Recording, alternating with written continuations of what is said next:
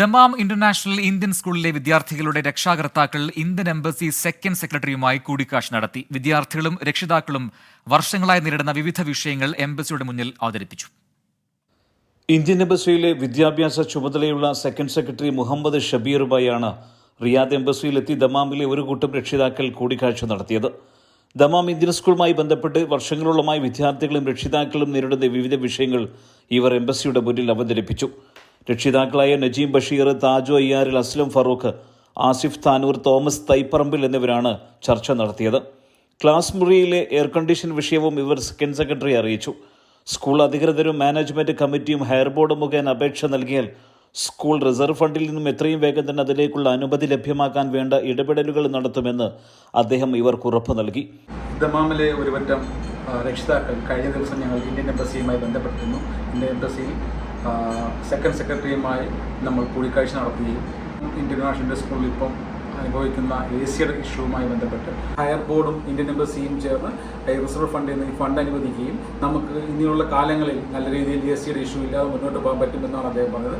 അതേപോലെ തന്നെ ഈ മെയിൻ്റനൻസ് ഒരു ശാശ്വത പരിഹാരമല്ല, കാലാകാലങ്ങളിൽ നമ്മൾ മെയിൻ്റനൻസ് ചെയ്ത് അതൊരു ശാശ്വത പരിഹാരമല്ല എന്നതാണ് ഇത് ഇപ്പമുള്ള റിസൾട്ട് എത്തിച്ചേർന്നത്. AC-യുടെ വിഷയത്തിൽ വളരെ പോസിറ്റീവായിട്ട് തന്നെയാണ് നമ്മളോട് കാര്യങ്ങൾ എത്തിച്ചത്. ഈ വിഷയത്തിന്റെ തുടർച്ചയെന്നോണം വരും ദിവസം സ്കൂൾ എംബസിയുമായും ചെയർമാനുമായും ചർച്ച നടത്തുമെന്നും രക്ഷകർത്താക്കളുടെ പ്രതിനിധികൾ അറിയിച്ചു. സ്കൂൾ ട്രാൻസ്പോർട്ടേഷൻ വിഷയത്തിൽ സ്കൂളിന്റെ സ്വന്തമായ ഒരു ഗതാഗത സംവിധാനമെന്ന രക്ഷിതാക്കളുടെ ആശയത്തെ അദ്ദേഹം സ്വാഗതം ചെയ്യുകയും സെപ്റ്റംബറിൽ നിലവിൽ വരുന്ന പുതിയ MCയോട് ഈ ആശയത്തിലൂന്നി നടപടികളുമായി മുന്നോട്ട് പോകാനുള്ള നിർദ്ദേശം നൽകുമെന്നും സെക്കൻഡ് സെക്രട്ടറി മുഹമ്മദ് ഷബീർ അറിയിച്ചു. ഇപ്പോൾ ഒരു പ്രൈവറ്റ് കമ്പനിയാണ് നമ്മുടെ സ്കൂൾ ട്രാൻസ്പോർട്ടേഷൻ നടത്തുന്നത്. അതിന് പകരം സ്കൂൾ നേതൃത്വത്തിൽ ഒരു ഗതാഗത സംവിധാനം കൊണ്ടുവരുന്നതിനെ കുറിച്ചിട്ട് അദ്ദേഹത്തോട് പറഞ്ഞപ്പോൾ വളരെ അനുഭാവപൂർവമായ ഒരു സമീപനമാണ് അദ്ദേഹത്തിൽ നിന്നുണ്ടായത്. അദ്ദേഹം പറഞ്ഞു, പുതിയ വരുന്ന ഭരണസമിതിക്ക് ഈ ഒരു ഇൻസ്ട്രക്ഷൻ കൊടുത്തുകൊണ്ട് പുതിയ സ്കൂൾ സംവിധാനത്തിൽ തന്നെ ഒരു ഗതാഗത സംവിധാനം കൊണ്ടുവരാൻ അദ്ദേഹം ശ്രമിക്കാം എന്നുള്ള ഉറപ്പും ഞങ്ങൾക്ക് അതോടൊപ്പം തന്നെ നൽകിയിട്ടുണ്ട്.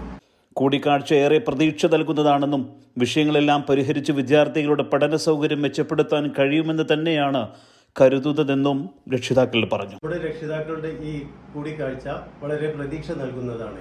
വരും ദിവസങ്ങളിൽ ഇതിന്റെ റിസൾട്ട് നമ്മുടെ കുട്ടികൾക്ക് ലഭിക്കും എന്നുള്ളതാണ് നമ്മുടെ പ്രതീക്ഷ. സുബൈർ ഉദ്രൂർ, 24 ദമാം. ലോകത്തെവിടെയായാലും ഏത് സമയത്തും 24 വാർത്തകളും ഓഗ്മെന്റഡ് റിയാലിറ്റി പാക്കേജുകളും എക്സ്പ്ലെയിനറുകളും വിശദമായി കാണാൻ ഞങ്ങളുടെ YouTube ചാനൽ നിങ്ങൾക്ക് സബ്സ്ക്രൈബ് ചെയ്യാം.